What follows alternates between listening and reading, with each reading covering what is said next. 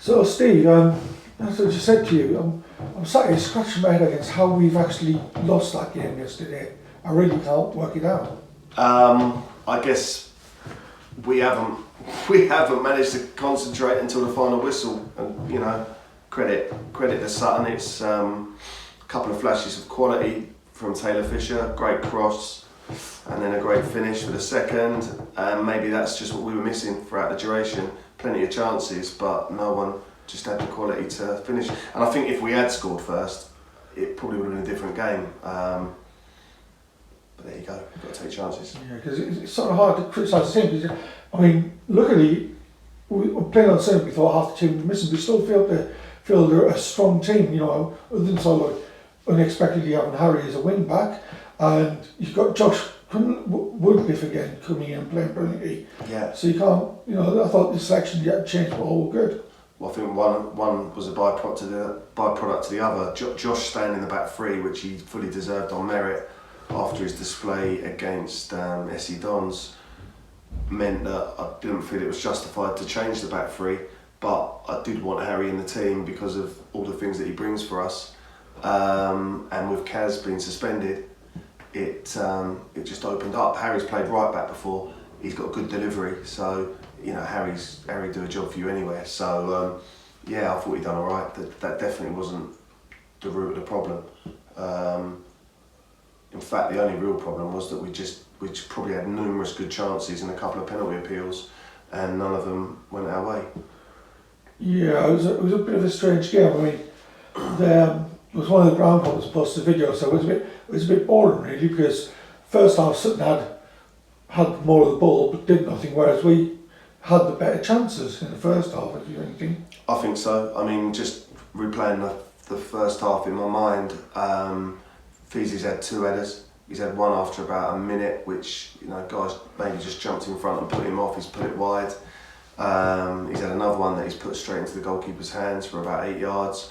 Josh MacArthur, Nolan, for me, it's a penalty. He's been taken out in the box. I've watched it back numerous times. I think it's a penalty. Festos then managed to dance through one-on-one with the keeper, just rolled it wide.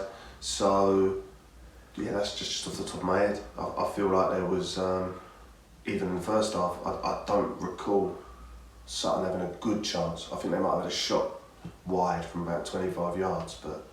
Well, I think that's true, because you just take the second half, for instance, where you obviously said something, because we came out and we just dominated the whole game. We upped our game. Yeah, we did. And we had first chance in the 89th minute, but again, you've gone through all those chances. There wasn't loads and loads of them. There were plenty of chances for actually to win the game. Yeah, I mean, it wasn't a game full of chances, but I think if you're going to judge it by who was able to create what, I mean, their goalkeeper was a good friend of mine, Jack Glassbury, played with my son. I mean, any other day I'd be really pleased for him keeping a clean sheet.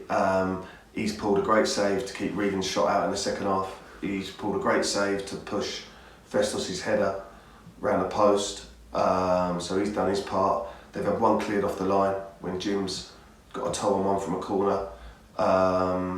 Again, we've had a clear penalty. I mean, again, I've watched Harry Hudson gets pulled down in the box by the arm. There's the offside goal, offside in inverted commas, because again, I think if you watch it back, it's frustrating.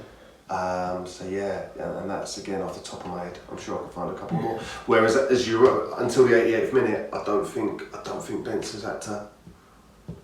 Bentz's made a save in the second half. We did have a much better second half. To be honest, I lost my rag at half time. I wasn't happy with the intensity.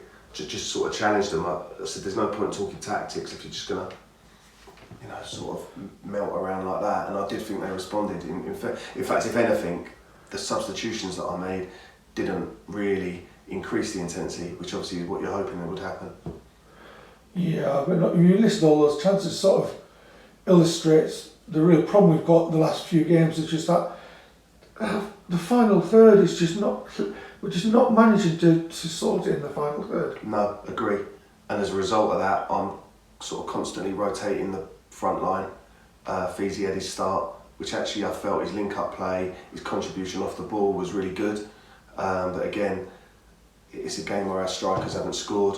Reece prior to that. Jack Gallagher's had a couple of. So I'm sort of crying out for someone, and they'll say, well, we need the service. So it's a little bit chicken and egg really, but that is our big problem at the moment. We're not scoring enough goals. The easy answer is there's quite a few people who say, oh, I'll just go out and find this striker who's going to score the goals, but would they come?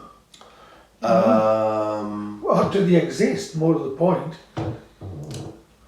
Yeah, is it as simplistic as that? I mean, I didn't think our strikers' contribution to the game was substandard, and did anyone miss what you call a sitter? Reggie's forced a good save out of the goalie, and he's had another speculative effort at long range which he's put over the bar. Yeah, Fizzy's contribution to the build-up play and what have you was really good. I was really pleased with it.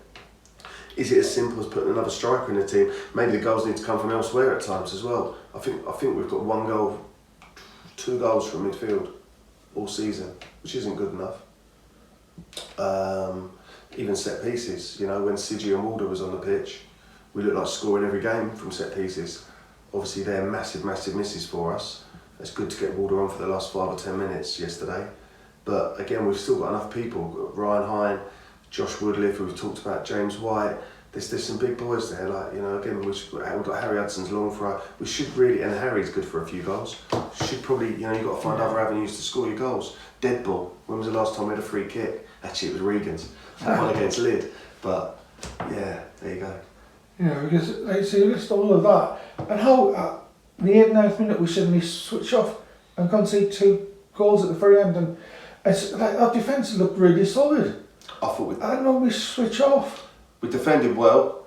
We didn't have a massive amount to do either, but what we did have to do, they did well. I thought they used the ball pretty well. They won most of their headers. Again, I felt it was the midfield that were a little bit off it, if anything. But yeah, you don't get anything for doing well for 88 minutes, and the goal, highly preventable. I mean, fair play to the lad who scores it, actually picks it up just inside his own half, rolls it down the line, then makes a massive diagonal run across the whole middle of the pitch, runs past our midfield, into the box, unmarked.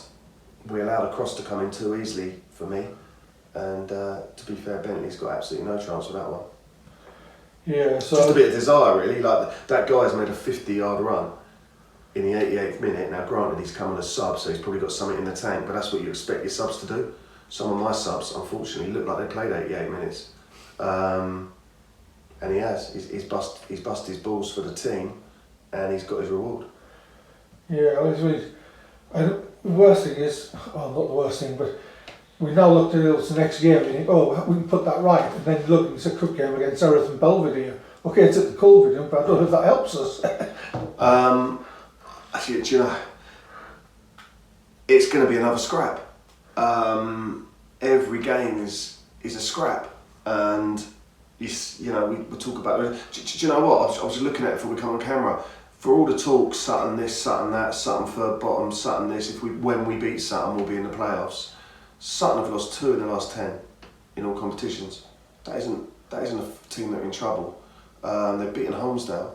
They've drawn with Erith and Belvedere 2-2. So, maybe this sort of complex we seem to have sometimes, that we've got this right to just stroll up and it'll be all right. Well, that's where your first mistake is, and every game's a scrap. And when you're in a scrap, you can't afford to turn your head the wrong way, because you're going to get punched on the nose. and that's pretty much what's happened there, isn't it? Yeah. Well, all we know is Erith and Belvedere, we punched them on the nose. Yeah, metaphorically, definitely, yeah. Cheers.